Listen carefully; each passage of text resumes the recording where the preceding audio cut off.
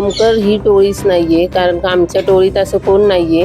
गायकवाड टोळीच्या आखाड्याला मारलं, त्याच्यामुळे मग त्यांनी आखाड्याचा बदला वनराज भाऊला मारून घेतलं. आणि आमच्या घरातली 4 लोक आता आत आहेत. उगीच म्हणजे नाव घेतलं म्हणून आत आहेत. काही माझा 17 वर्षाचा मुलगा पण गेला तरी आम्ही शांत आहे. कुठली बहीण भावाला मारेल ना? आणि एवढंच तुम्हाला हे घ्यायचे बदला, तर त्यांना बाहेर येऊन द्या, त्यांना मारा. कठोर कारवाई केली पाहिजे. आणि आज बसून सुद्धा ते सगळे सूत्र हलवत आहेत. म्हणजे फोन आहे त्यांच्याकडं, तुमच्या सगळ्यांवर बारीक लक्ष आहे, तुमच्या हालचालींवर बारीक लक्ष आहे. आणि अंधेकरांना हे कसं कळत नाहीये की आपलेच कर्म आपल्या माथी परत आले.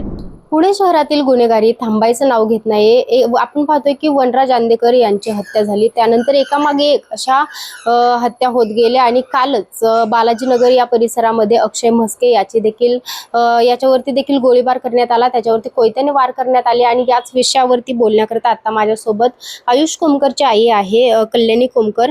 काय सांगाल की अंधेकर आणि कोमकर टोळीचं जे आपण पाहतोय की युद्ध जे की संपायचं नाव घेत नाहीये, आणि काल देखील असेच प्रकारे गोळीबार करण्यात आला अंधेकर टोळीकडून. काय वाटतं या प्रकरणावरती, तुमची प्रतिक्रिया काय? शिवाय अंधेकर आणि कोमकर ही टोळीच नाहीये, कारण का आमच्या टोळीत असं कोण नाहीये की टोळी चालू शकल. आणि काय आम्ही सर्वसाधारण लोक आहेत, पण आमचं नाव उगीच जोडलं गेलं यात. तर हे अंधेकर आणि गायकवाड टोळीचं चाललं होतं. त्यांनी गायकवाड टोळीच्या आखाड्याला मारलं, त्याच्यामुळे मग त्यांनी आखाड्याचा बदला वनराज भाऊला मारून घेतलं. आणि ही आमची घरातले वाद होते की माझी मोठी बहीण प्रॉपर्टी मागत होती, मग त्यांच्या दुकानाचं काय. त्या अण्णांनी आमचं पण नाव त्यात हे केलं. त्यामुळे आज लोकांच्या नजरेत म्हणजे आम्हीच कोमकर टोळी झालोय आणि आम्हीच वाईट झालोय. तसं नाहीये. आमच्याबद्दल चार्जशीटमध्ये पण कुठलाही पुरावा नाहीये आणि काहीच नाहीये. आणि कुठले गुन्हेच नाही आहेत आमचे. पोलीस चौकीत पण विचारू शकता. पण मी एवढं सांगतेय, ते सुद्धा जग खरं मानत नाहीये. मग आता मी देवावरच सोडले, कारण का आम्हाला माहिती आणि देवाला माहिती. लोकांना काय म्हणायचं ते म्हणून देते. फक्त मी हात जोडते की कोमकर टोळी म्हणून असं म्हणूच नका, कारण आमची टोळी नाहीये. आणि आमच्या घरातली 4 लोक आता आत आहेत. उगीच म्हणजे नाव घेतलं म्हणून आत आहेत. काही न करता ते एवढं भोगतायत. तरी माझा 17 वर्षाचा मुलगा पण गेला तरी आम्ही शांत आहे. पण तरी अजून इकडं कोमकर टोळी. आणि शिवाय लोक काय म्हणतात की पहिली तुम्ही सुरुवात केली, बहिणीने सुरुवात. कुठली बहीण भावाला मारेल ना? भावाला मारल्यावर त्याची प्रॉपर्टी हिला देणार होते का काय? असं आम्ही केलेलंच नाही. आम्ही एवढं सांगून सुद्धा विश्वास नाहीये. तो लोकांचा प्रश्न. लोकांची तशी घाणेरडी दृष्टी आहे, त्यामुळे लोकांना तसं दिसते. पण आम्ही काय केलं नाहीये हे आम्हाला माहिती आणि देवाला माहिती. आणि ही अंधेकर आणि गायकवाड टोळीचा प्रश्न आहे. तर असं म्हणावं सगळ्यांनी की गायकवाड टोळी आणि अंधेकर टोळी, आमचं यात काही नाहीये. पण आपण पाहतो की आयुष कोमकरचे ज्यावेळी म्हणजे तुमच्या मुलाची हत्या करण्यात आली, आता त्याच नंतर अंधेकर टोळीकडून पुन्हा एकदा काल आणखी एक हत्या करण्याचा प्रयत्न करण्यात आला. काय वाटतं तुम्हाला, काय शिक्षा झाली पाहिजे?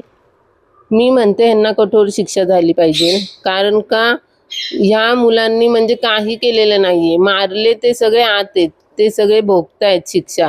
आणि एवढंच तुम्हाला हे घ्यायचे बदला, तर त्यांना बाहेर येऊन द्या, त्यांना मारा. उगीच त्यांच्या घरातल्यांना मारू नका.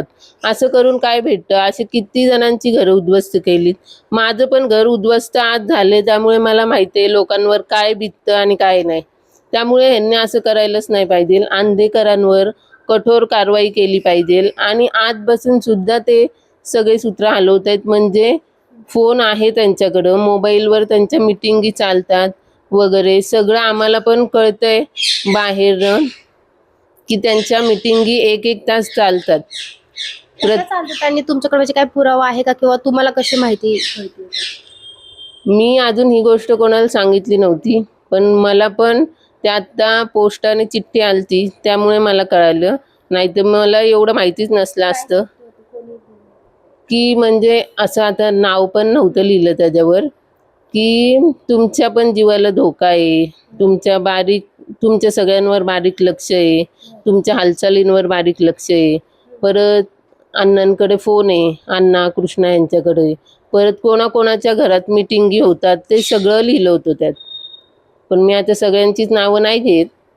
ते आता पोलिसांचाच निर्णय, पोलिसांनी कठोर शिक्षा दिलीच पाहिजे यांना आणि सगळा तपास केला पाहिजे आणि जेलमध्ये पण त्यांच्याजवळ फोनसुद्धा नको आहे. कारण का हे मला आत्ता 5 एप्रिलला ती चिठ्ठी आली आणि त्याच्यानंतर परत असं झालं.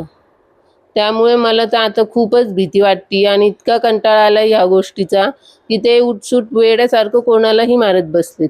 लोकांचे जीव एवढे स्वस्त झालेत का की लोकांना हे मारतात. देवाने आयुष्य त्यांना जगायला दिले, ते लोकांचे संसार मोडतायत. ते चांगलं नाहीये. आणि अंधेकरांना हे कसं कळत नाहीये की आपलेच कर्म आपल्या माथी परत आलेत, आपल्याला ते भोगावे लागणार आहेत. आणि आता ते सगळे कुटुंब अख्खं जेलमध्ये असून त्यांनी शांतपणे भोगलं पाहिजे, तर अजून बाहेर सुद्धा असे करतात. मग ह्याला काय अर्थ आहे? किती जणांचं तळतळाट लागणार आहे? पण ते तुम्ही असं म्हणता की आतमध्ये बसून सूत्र हलवतायत, कॉल म्हणजे फोन वापरतायत. काय वाटतं म्हणजे पोलीस लक्ष देत नाहीत का याकडे? कोण जबाबदार आहे याला? आता कोण जबाबदार आहे? पोलिसांचं तर लक्ष आहे सगळ्या गोष्टीवर. पैशावरनं आता जरी त्यांनी एकाला पैसा दिला असेल तर ते काही सगळ्याच पोलिसांना कळणार नाही. त्याच्यामुळे आणि फोन त्यांच्याकडे आहे हे पण सगळ्याच पोलिसांना माहिती नसणार आहे. त्यामुळे मी म्हणते पैशाच्या जोरावर हे सगळं चाललंय, हे सगळं थांबलं पाहिजे. पोलिसांनी आता कमिशनर साहेबांनी लक्ष दिलं पाहिजे ध्यान की त्यांच्याकडं फोन कुठलाही नकोच आहे. फोन वगैरे काहीच नका ठेवू.